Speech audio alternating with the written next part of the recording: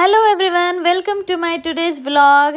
ಇವತ್ತು ನಮ್ಮ ಮನೇಲಿ ಗೋಲ್ಗಪ್ಪನ ರೆಡಿ ಮಾಡ್ಕೊತಾ ಇದ್ದೀವಿ. ಹೌದು, ನಮ್ಮ ಮನೇಲಿ ಗೋಲ್ಗಪ್ಪ ಅಂದರೆ ಎಲ್ರಿಗೂ ತುಂಬಾ ಇಷ್ಟ.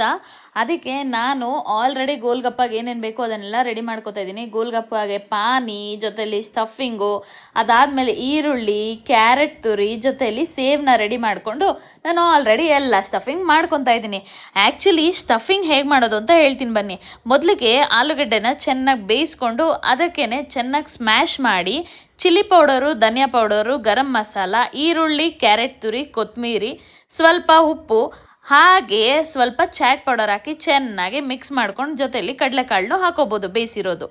ಇದ್ರ ಜೊತೆಲಿ ನಾನು ಪಾನಿಗೆ ಜಲ್ಜೀರಾ ಪೌಡರ್ ಹಾಕಿ ಅದ್ರ ಜೊತೆಲಿ ಕೊತ್ತಂಬರಿ ಹಾಕಿ ಚಾಟ್ ಪೌಡರು, ಉಪ್ಪು ಹಾಕಿದ್ದೀನಿ.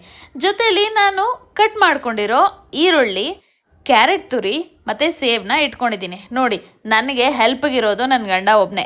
ತಿನ್ನೋದಕ್ಕೆ ಮಾತ್ರ ಅಲ್ಲದೆ ಜೊತೆಲಿ ಹೆಲ್ಪ್ ಮಾಡೋದಕ್ಕೂ ನನ್ನ ಗಂಡ ತುಂಬಾ ನಿಂತ್ಕೊತಾನೆ. ಸೊ ನಾನೆಲ್ಲ ಸ್ಟಫಿಂಗ್ ಮಾಡೋವಾಗ ನನ್ನ ಗಂಡ ಒಂದೊಂದಕ್ಕೆ ಈರುಳ್ಳಿ, ಕ್ಯಾರೆಟ್ ತುರಿ, ಸ್ವಲ್ಪ ಸೇವು ಹಾಕೊಂಡು ನಾನೇ ಬರ್ತೀನಿ ಅಂತ ಹೇಳ್ಬಿಟ್ಟು ಮಾಡ್ಕೊಂಡು ಬರ್ತಿದ್ರು. ಆ್ಯಕ್ಚುಲಿ ನಾನು ಪಾನಿಪುರಿ ಮತ್ತು ಗೋಲ್ಗಪ್ಪ ಇಷ್ಟಪಡೋದಕ್ಕಿಂತ ನನ್ನ ಗಂಡನೇ ಸ್ವಲ್ಪ ಜಾಸ್ತಿ ಗೋಲ್ಗಪ್ಪ ಇಷ್ಟಪಡ್ತಾನೆ. ಇದು ಯಾವ ಮೂವಿ ನೋಡಿ ಕಲ್ತ್ಕೊಂಡೋ ಗೊತ್ತಿಲ್ಲ ನನಗಂತೂ. ಇದೇ ಥರ ಎಲ್ಲ ಗೋಲ್ಗಪ್ಪನೂ ನಾನು ಬೇಗ ಬೇಗ ಸ್ಟಫಿಂಗ್ ಮಾಡೋಕ್ಕೆ ಸ್ಟಾರ್ಟ್ ಮಾಡಿದೆ.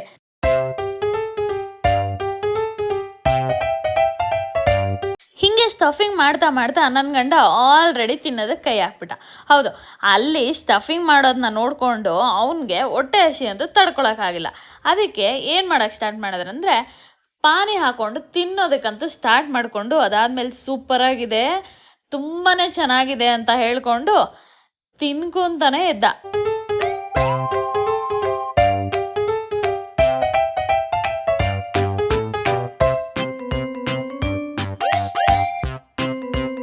ಇದ್ರ ಮಧ್ಯ ಒಬ್ಬನೇ ತಿಂದರೆ ಎಲ್ಲಿ ಹೊಟ್ಟೆ ನೋವು ಬರುತ್ತೆ ಅಂತ ಹೇಳ್ಬಿಟ್ಟು ನನಗೂ ಕೂಡ ತಿನ್ಸೋಕೆ ಸ್ಟಾರ್ಟ್ ಮಾಡ್ದೆ. ಆ್ಯಂಡ್ ಇನ್ನೂ ಒಂದು ಪ್ಲೇಟ್ ಕೂಡ ನಾನು ಸ್ಟಫಿಂಗ್ ಮಾಡಿರಲಿಲ್ಲ. ಅದಷ್ಟಕ್ಕಾಗಲೇ ಅರ್ಧ ಪ್ಲೇಟಷ್ಟು ಗೋಲ್ಗಪ್ಪನ ಫುಲ್ ಖಾಲಿ ಮಾಡಿ ಚೆನ್ನಾಗೈತಿದ್ದು ಅಂತ ಹೇಳ್ಕೊಂಡೆ ಫುಲ್ನು ತಿನ್ನೋಕೆ ಸ್ಟಾರ್ಟ್ ಮಾಡಿದ್ರು.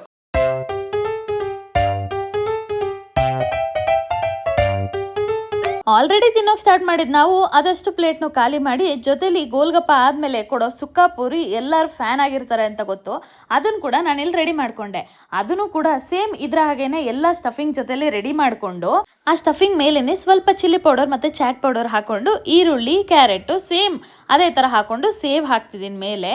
ಆ್ಯಂಡ್ ನಮ್ಮ ಸುಕ್ಕ ಪೂರಿ ಪ್ಲೇಟ್ ಅಂತೂ ಹೀಗೆ ಕಾಣ್ತಿತ್ತು. ನನ್ನ ಗಂಡ ಅಂತೂ ತುಂಬಾ ಫ್ಯಾನ್ ಆಗಿ ಬೇಗ ಬೇಗ ತಿನ್ನೋಕೆ ಸ್ಟಾರ್ಟ್ ಮಾಡಿ. ಇನ್ನು ಇದೇ ಥರ ಚಾಟ್ಸ್ ಮತ್ತು ಬೇರೆ ವ್ಲಾಗ್ಸ್ಗಳಿಗಾಗಿ ನನ್ನ ಪೇಜ್ನ ಲೈಕ್ ಮಾಡಿ, ಫಾಲೋ ಮಾಡಿ, ಶೇರ್ ಮಾಡಿ, ಮತ್ತೆ ಸಬ್ಸ್ಕ್ರೈಬ್ ಮಾಡೋದನ್ನ ಮರಿಬೇಡಿ. ಥ್ಯಾಂಕ್ ಯು, ಬಾಯ್. ಮತ್ತೆ ನೆಕ್ಸ್ಟ್ ವ್ಲಾಗಲ್ಲಿ ಸಿಗೋಣ.